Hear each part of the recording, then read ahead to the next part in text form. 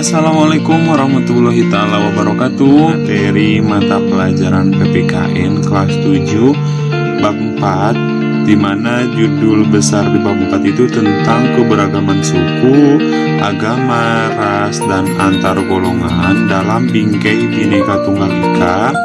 Ini adalah pertemuan kedua di bab 4, subbab pembahasannya tentang bagian B, yaitu tentang arti penting memahami keberagaman dalam bingkai Bhinneka Tunggal Ika.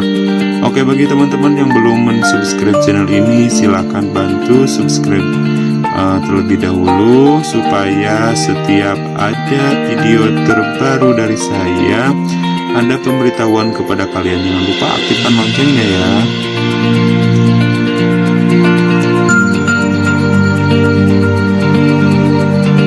Wilayah Negara Kesatuan Republik Indonesia adalah merupakan negara kepulauan ya, di mana negara kepulauan merupakan negara yang seluruhnya terdiri dari satu atau lebih kepulauan dan dapat mencakup pulau-pulau lain. Nah, pengertian tersebut itu diambil dari Undang-Undang Nomor 6 Tahun 1996.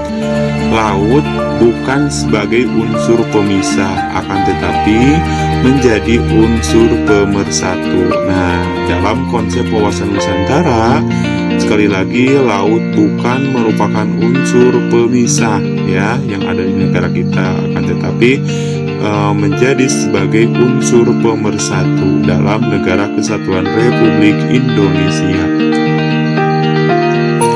Kondisi kewilayahan negara Indonesia sebagai negara kepulauan dapat menyebabkan terjadinya perpecahan bangsa. Oke, karena kenapa bisa menyebabkan terjadinya perpecahan bangsa atau disebut juga disintegrasi? Karena banyak perbedaan ya atau keberagaman. Salah satunya adalah berbeda suku, berbeda ras, berbeda agama, antar golongan gitu ya.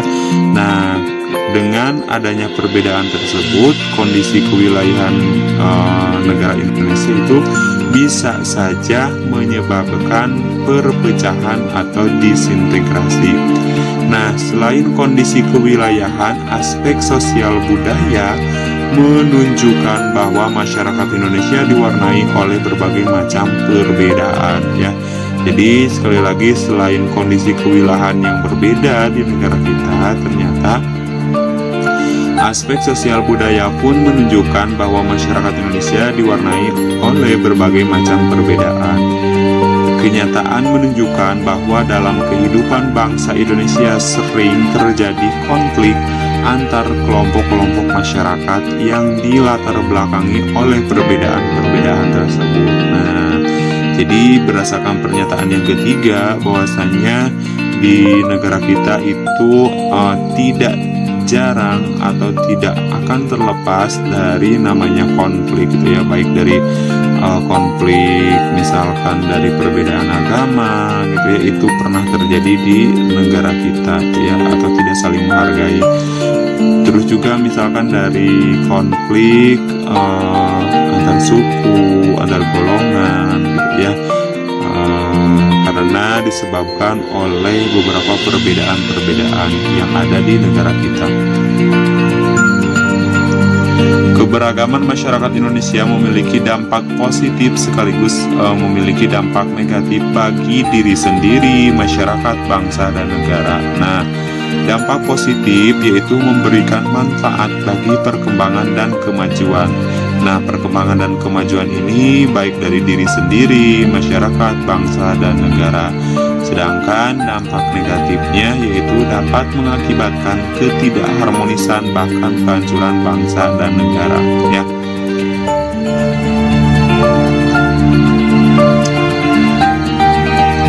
Bagi bangsa Indonesia, keberagaman bangsa, budaya, agama, ras, dan antar golongan merupakan kekayaan bangsa yang sangat berharga.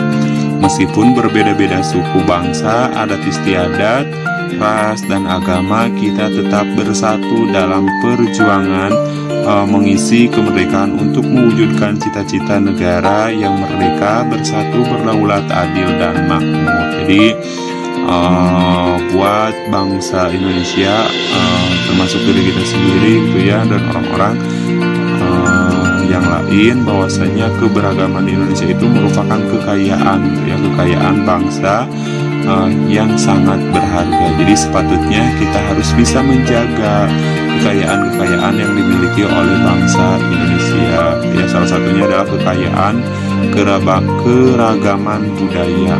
Pasti di setiap daerah memiliki budayanya masing-masing yang sangat kaya sekali, yang sangat berbeda dengan kebudayaan di daerah yang lain.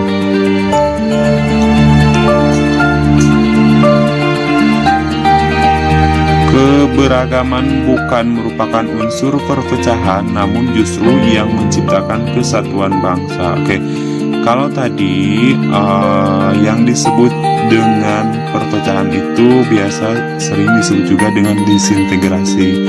Kalau perpaduan atau sebaliknya dari disintegrasi itu disebut juga dengan integrasi. Nah, kalau integrasi merupakan bersatu paduan gitu ya, jadi tidak ada perpecahan. Kesatuan adalah upaya untuk mempersatukan perbedaan suku, adat istiadat, ras, dan agama untuk menjadi satu, yaitu bangsa Indonesia. Tuhan menciptakan manusia dengan berbeda-beda, bukan untuk saling bermusuhan, melainkan untuk saling mengenal dan bersaudara. Hal tersebut sesuai dengan semboyan negara kita, yaitu Bhinneka Tunggal Ika. Jadi pada intinya keberagaman ini memang sudah diciptakan oleh Allah Subhanahu wa Ta'ala atau Tuhan kita sendiri ya,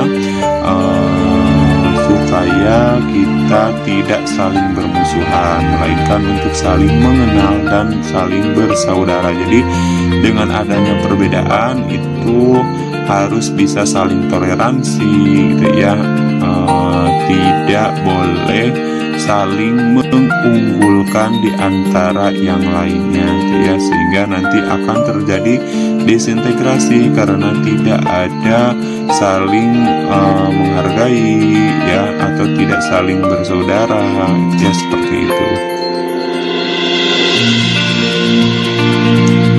Bhinneka Tunggal Ika adalah moto atau semboyan bangsa Indonesia yang berdampak atau terdapat pada lambang negara Republik Indonesia, yaitu burung Garuda Pancasila.